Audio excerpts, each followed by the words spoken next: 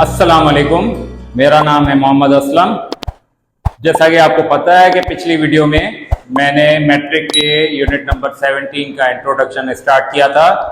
आज हम उसको कंटिन्यू करेंगे। तो आज जो हम टॉपिक करेंगे वो बहुत इंपॉर्टेंट है, सबसेट। पहले आइए उसकी डेफिनेशन पढ़ते हैं। सबसेट की डेफिनेशन है, if every element of set A is also an element of set B, then set A is called a subset of B। क्या मतलब हुआ इसका कि अगर सेट A का हर एलिमेंट सेट B के में भी मौजूद हो तो सेट A को हम सेट B का सबसेट कहेंगे। Symbolically we write as A is subset of B। Symbolically हम कैसे लिखेंगे सबसेट को? इस सिंबल के साथ हम मेंशन करेंगे सबसेट को। एग्जांपल लेते हैं, if A is 2 3 5 7, B is 1 2 3 4 5 6 7 and C is 6 7 8 9, then A is subset of B but A is not subset of C। अब जैसा कि हम देख रहे हैं कि A के एलिमेंट 2 3 5 7 सेट B में भी मौजूद हैं, लेकिन A के एलिमेंट सेट C में मौजूद नहीं है।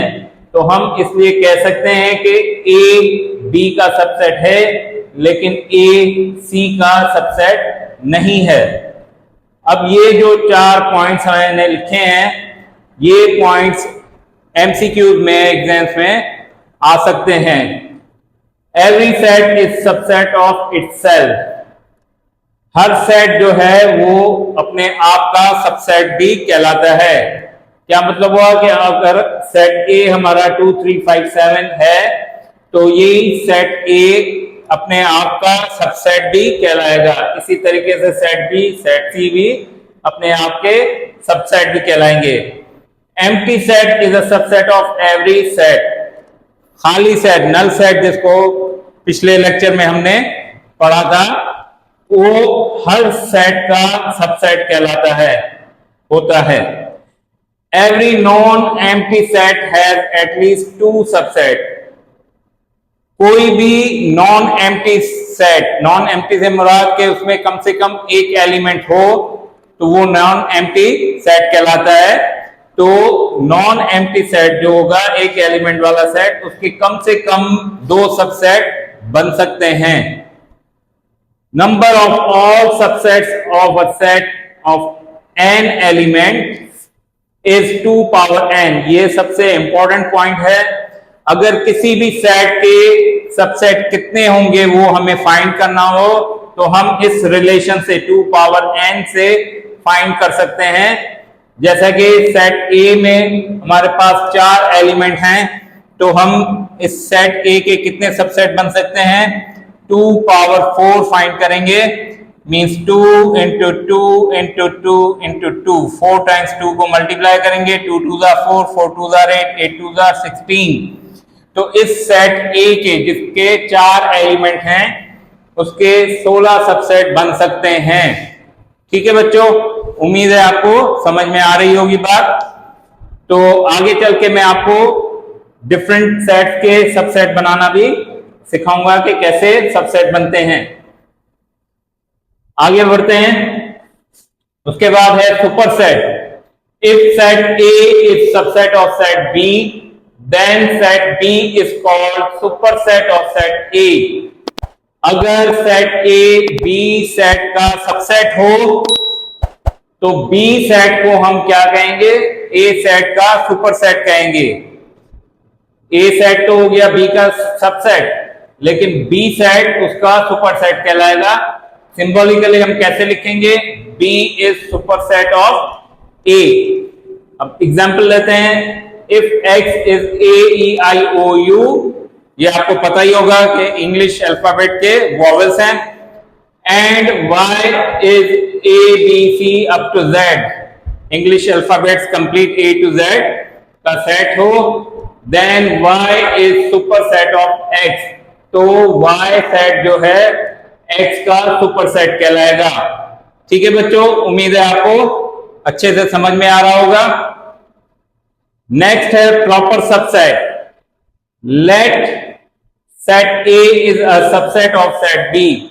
अगर सेट ए सेट बी का सबसेट है, then the set A is called proper subset of set B if A is not equal to B.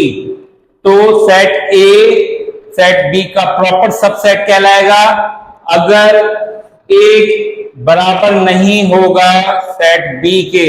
Set A बराबर नहीं होगा सेट बी के। ठीक है, बराबर से मुराद है कि उसके number of element set B से कम होंगे, तो सेट ए क्या कहलाएगा? प्रॉपर सबसेट कहलाएगा सेट बी का। ठीक है बच्चों, इसका सिंबॉलिकली हम कैसे लिखते हैं? A is proper subset of B.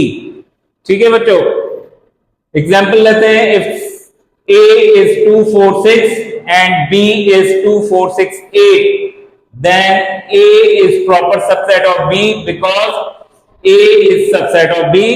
A B का सबसेट तो है क्योंकि 2 4 6 सेट B में मौजूद है, तो सबसेट तो हुआ set A and A is not equals to B। और जो सेट A के एलिमेंट हैं वो सेट B से कम हैं, उनके बराबर नहीं है, इसलिए हम A को प्रॉपर सबसेट कहेंगे B का। उसके बाद आ जाता है improper subset. Let set A is subset of set B, the set A is called improper subset of set B if A is equal to B. अगर सेट ए सेट बी का subset है तो set A improper subset कहलाएगा set B का अगर A और B बराबर होंगे, मतलब नंबर ऑफ एलिमेंट दोनों सेट्स के बराबर होंगे, तो set A proper improper subset कहलाएगा सेट बी का। अब एग्जांपल में हम सेट ए ले रहे हैं 1 2 3 और सेट बी है हमारे पास set of first 3 natural numbers. आप जानते हैं कि नेचुरल नंबर स्टार्ट 1 से होता है, तो फर्स्ट 3 नेचुरल नंबर्स क्या हो जाएंगे? 1 2 3। तो मतलब दोनों सेट्स के एलिमेंट्स बराबर हो गए, सेम भी हो गए, तो इसलिए हम कहेंगे कि A is improper subset of B, that is A is equal to B। ठीक है बच्चों, उम्मीद है आपको ये डेफिनेशन समझ में आ रही होंगी। उसके बाद है power set.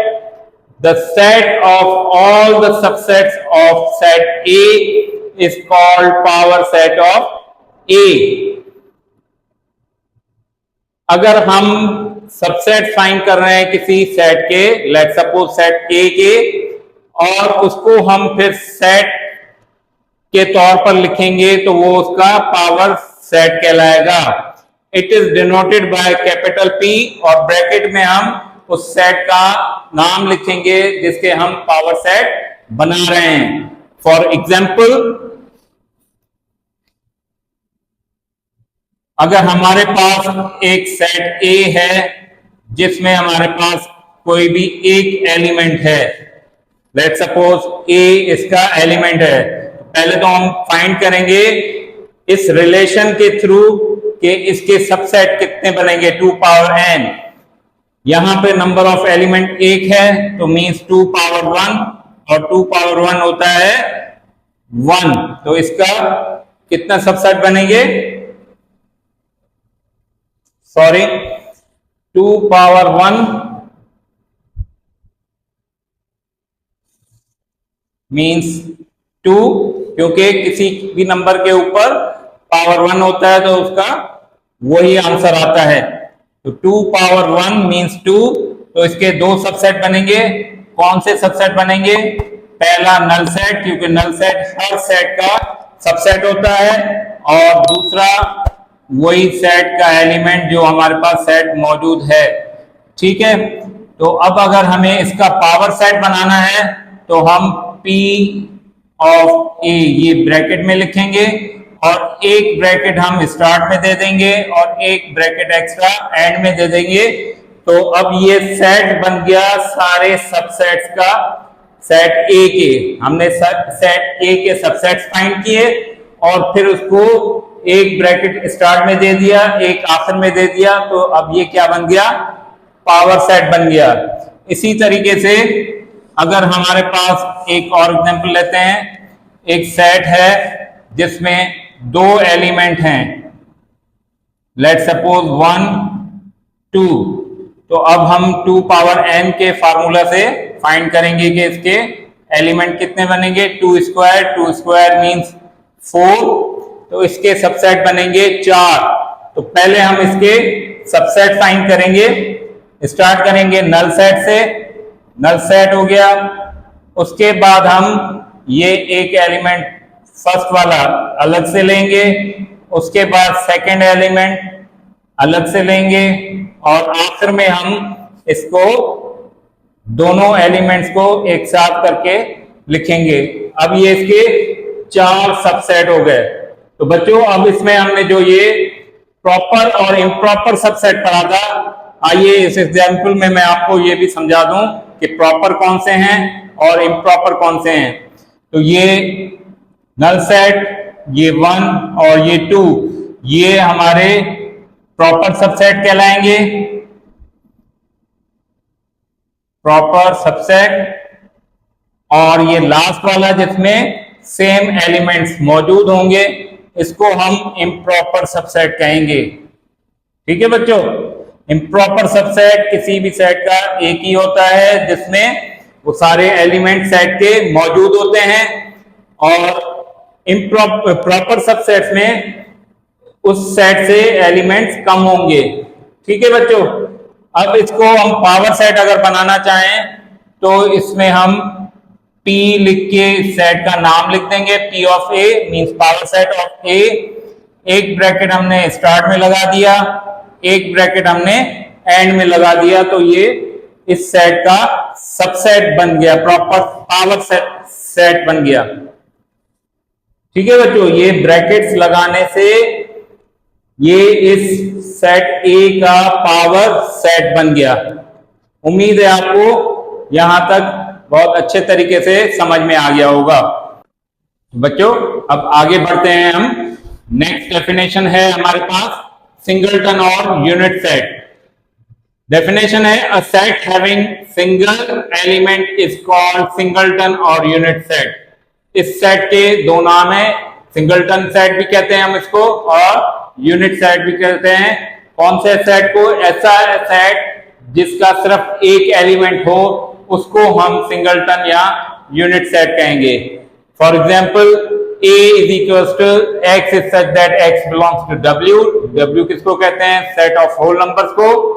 And X is less than 1। हमें पता है कि सेट ऑफ होल नंबर्स हमारा 0 से स्टार्ट होता है और लेस देन 1 0 आता है, तो इसका मतलब ये हुआ कि सेट A का एक ही एलिमेंट हुआ 0, तो इसलिए हम इसको सिंगलटन सेट कहेंगे। आगे बढ़ते हैं। नेक्स्ट डेफिनेशन है यूनिवर्सल सेट, जो कि एक्सरसाइज 17.1 से पहले की आखिरी डेफिनेशन है। उसके बाद एक्सरसाइज 17.1 स्टार्ट होगी, जो कि इंशाल्लाह नेक्स्ट वीडियो में हम स्टार्ट करेंगे। तो आइए देखते हैं यूनिवर्सल सेट क्या है। The super set of all the sets under consideration is called universal set. ऐसा सेट जिसमें वो सब एलिमेंट मौजूद हों जो हम दूसरे सेट्स को यूज कर रहे हैं किसी भी सवाल में। जैसा कि इस एग्जांपल में है, सेट A हमारे पास है 1 2 3 4, सेट B है हमारे पास 2 4 6। तो इन सब के एलिमेंट्स मिला के जिस सेट में मौजूद होंगे उसको हम यूनिवर्सल सेट कहेंगे। जैसा कि इस सेट में देखें 1 2 3 4 5 6, ये सब के सब एलिमेंट जो सेट A और B में मौजूद हैं वो इस एक सेट में मौजूद हैं, तो इसको हम यूनिवर्सल सेट कहेंगे। ठीक है बच्चों, तो ये यूनिवर्सल सेट सुपर सेट कहलाएगा उन सारे सेट्स का जो अंडर कंसीडरेशन होंगे, यानी कि जो इस्तेमाल हो रहे होंगे हमारे पास किसी भी सवाल में, तो उसको हम यूनिवर्सल सेट कहेंगे। तो उम्मीद है आपको ये सारी डेफिनेशन अच्छे से समझ में आई होंगी। आगे जब हम एक्सरसाइज 70.1 करेंगे तो इन सारी डेफिनेशंस का यूज उसमें होगा। अगर आपको इन डेफिनेशंस में से किसी भी डेफिनेशन में कोई डिफिकल्टी हो तो आप मुझसे कमेंट सेक्शन में पूछ सकते हैं। मैं कोशिश करके हर कमेंट का रिप्लाई दूंगा। अगली वीडियो तक के लिए अल्लाह हाफिज, अपना ख्याल रखिएगा।